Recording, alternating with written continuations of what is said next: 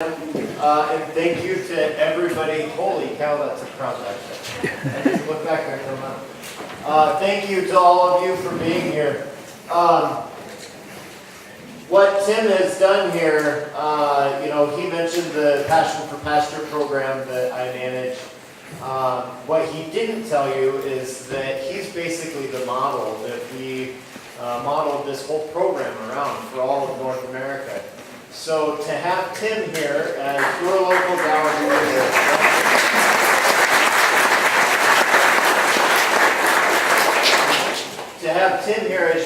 Gallagher dealer, and not just Gallagher dealer, but pasture management advisor, is really, really great for you guys and really beneficial. And seeing what he has done in sales, obviously a lot of you guys have taken advantage of that, and I hope that a lot of you continue to, because he's one of our best independent dealers in the world, and he does it year after year, and it's not, it's very incremental, and he continues to do good year after year because he gives that local advice. He's the advisor that all of you and many more continue to come back to. And that's, I used to be a high school educator, and I put a lot of value in education. And Tim does that for you guys as his local customers. He'll advise you. I know that a lot of you have probably just called him up on the phone and said, "Hey Tim, what do I do in this situation?" Or "What do I need, to handle this situation?" And I know he's always right there for you. And we're trying to make more Tim Pryors across North America. So take advantage of him. Take advantage of what you've got. And we really appreciate everything that Tim and Donna and the entire Brussels team does for us and all of you. So with that, I want to thank Tim. I want to thank all of you for being customers of Tim, and just want all of you, the whole Passion for Pasture program is getting more people to work with and do managed grazing. And it's about diminishing those input costs, increasing the profitability of an operation, of your guys' operations. So Tim's a great guy to seek advice from to do that. And so on that note, we've got an expert grazer here who's kind of unique in her role. So has been a grazer for many years, has sheep and cattle in New Zealand. And of course, New Zealand is where our products are manufactured, where the whole managed grazing mentality started, and then migrated to North America. And not only is she a grazer, but she also works for Gallagher, and she's going to right now talk to you about managed grazing and kind of what she does on her operation back home in New Zealand. And then I know there's been a little bit of chatter around the East Shepherd products, so that's the collars.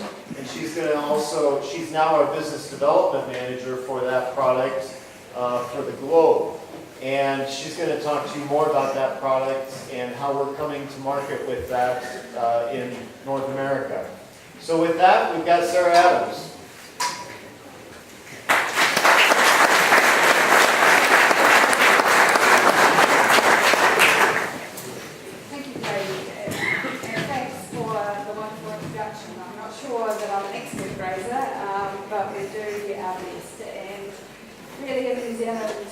Farming or ranching is all about grazing. So we don't do anything but manage grazing on our property. And my husband and I run a 1,000-acre property. We run about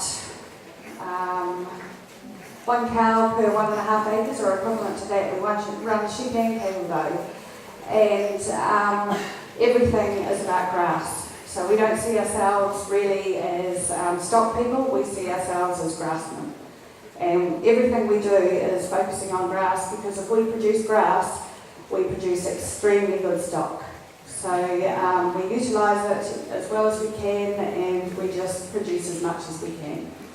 So we spend as much time thinking about the soil, thinking about what we're planting, what we're growing, as we do about our animals.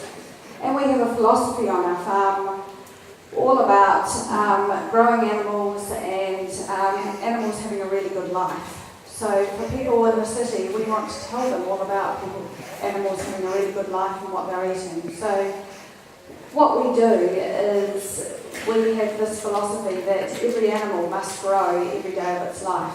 Because if it's growing every day of its life, we're talking about young animals right through to slaughter. They must grow every day of their life. Because if they're growing every day, putting on weight, then they're being fully fed, they're having as good a life as they can, and it's a great story to tell. Also, with our breeding stock, we like them to maintain their weight year-round. So again, if they're maintaining their weight throughout lactation, during wintering time, we're fully feeding them. So, and grass is what we use. We don't use, we use very, very little supplement. We probably run a tractor for 200 hours a year. And we do have a different climate to you. We have 60-inch rainfall, so we have a lot of rain, but that brings problems as well, and especially over the winter. At the moment, we had 100 mils or 4 inches last night, I was told. So, yeah, we do have some problems with pugging and having to look after pastures, but grass is our life. And yeah, we believe in grass, and we believe that you need it to be an exceptional cattle person or sheep person. And the way you manage it, the way you utilise it, and make sure you don't overgraze is incredibly important, because we're just trying to grow bulk to be able to feed more and more animals. But the other thing that we do very much in our system is we align the grass growth patterns with our stocking.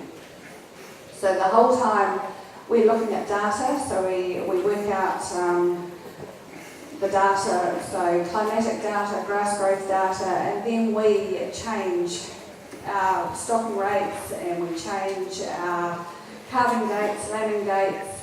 So always our supply is meeting our demand as well as we can. We don't do what our grandfathers did, or we use data, and we really have a data-driven business.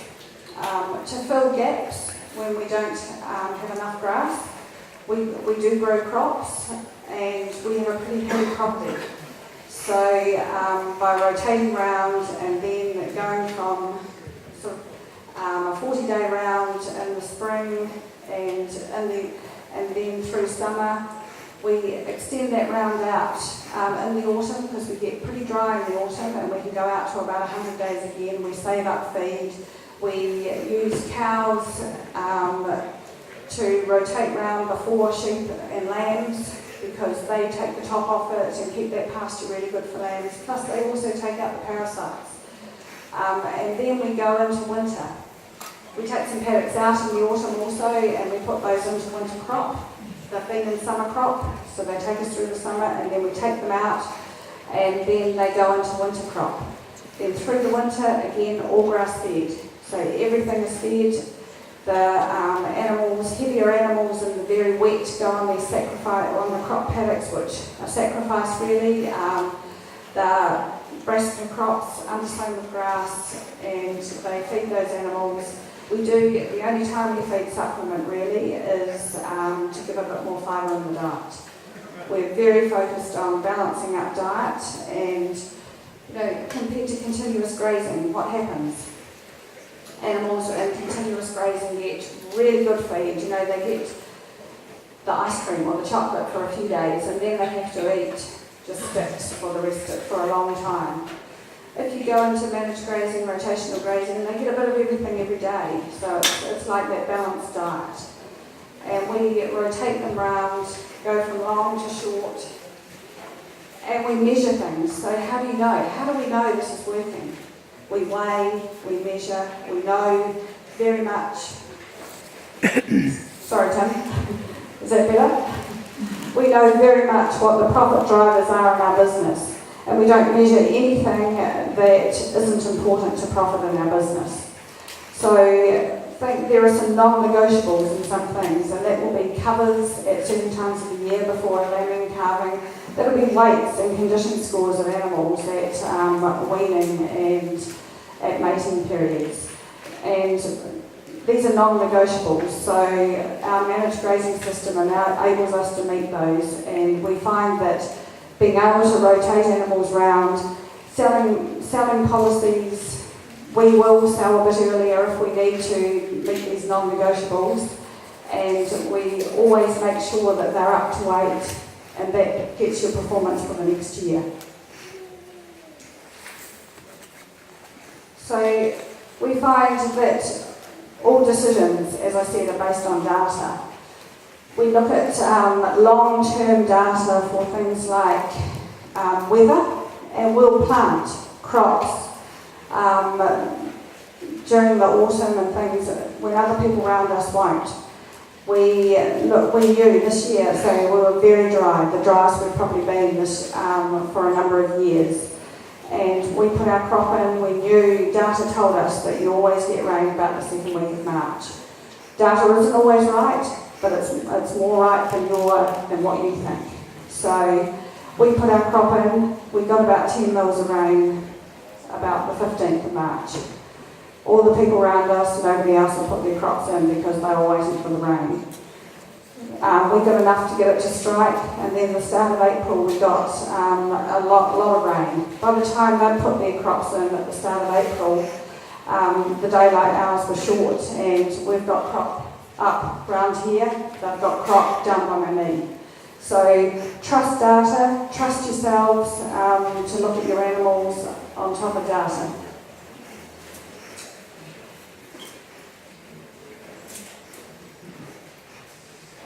So we measure lots of things, and we rotate all animals around. They all have their own cycles.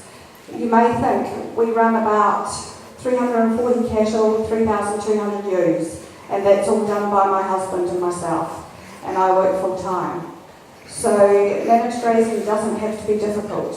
The animals learn the system, and we run temporary fences and we run semi-permanent fences. We break up blocks, and you just have to go down there, they come. You'll probably see that out with Tim's today. So don't think it's difficult, and don't not do it because you think it's difficult. Your animals will love you for it. They're much, much happier. But you'll find that there's one thing, it's like anything new, and it's like when you learn to play sport or you learn to play anything, that until you practice, you're not good at it. And even when you do practice a lot and you're pretty expert at it, you still make mistakes. So start small, have a go. Get together a feed plan, work out what the animals need for the year or for the winter or for your situation in the grazing time. Work out what they need, work out what you've got on hand, and then work out how much you're going to give them each day to make them happy. How do you know that they're happy? Go out after about, move their break, go out after about 3 hours. If they're sitting down contented, they're happy. If they're still making noise, they haven't been fully fed after that time, you need to give them a bit more. But the next day, if you go out and they're still sitting down, you've probably given them a bit much. So it is a bit of trial and error and practice. On a colder day, whatever you do, don't just think, this is how much an animal or this pregnancy or something needs, and this is how much pasture it is. That's all they need. On a cold day, they need more. On a wet day, you may need to go back and help them out a bit and give them a bit more because they haven't utilised so much. So listen to your animals. Your animals tell you a lot, and then just practice, and it will become second nature to you, and your animals will be happier. You will be much more profitable.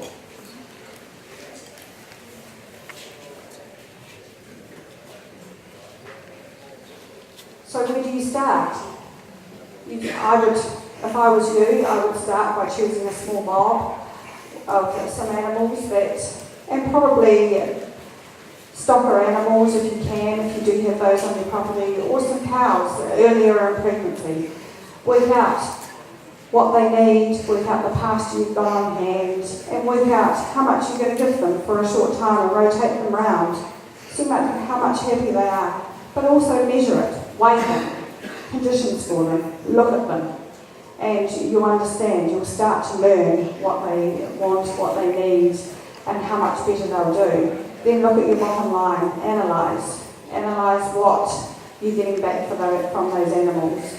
It's very, very important. The longer you can keep them on grass, the more profit you'll make. So if you use all your good grass early in the season, and then it comes to be near the end of the season, and they're just eating those sticks, they won't perform and that profit won't be there. But if you manage it very carefully, that profit will be there. That's where we talk about grass rich, grass poor. A grass rich diet, from all the analysis we've done, the more grass in the diet, the richer the grass in the diet, the more aligns with profitability. So if you have low grass poor diet, a low amount of grass in the diet, that really aligns with less profitability. And that's because of lots of things. You have less labour, you have less machinery, and you can run a whole lot more animals if you just continue this grazing process. So we encourage you to go out, look how it's done, and you won't feel comfortable about it at the start, but it will become more comfortable as you try and you learn more about it, and you will see those benefits in your bottom line.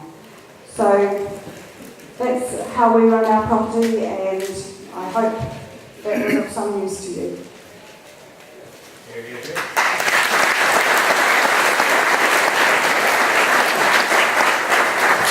Any questions for Sarah when she's here? Come all the way from New Zealand for us.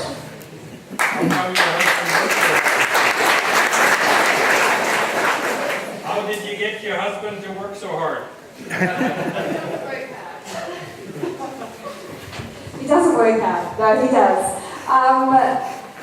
Look, I think you get you have systems and laneways. Laneways for us are really, really important. For moving animals, that's another thing that if you really want a good grazing system, I'd have laneways. You can move them easily between blocks, and then they just go in and out, and they just learn. Animals just know, they know when to come. You don't have to round them up. When they know when the next break is, you just call them and they're there. Any other questions? What about plugging? How do you manage that after the cattle move? Yeah, so pugging is a problem.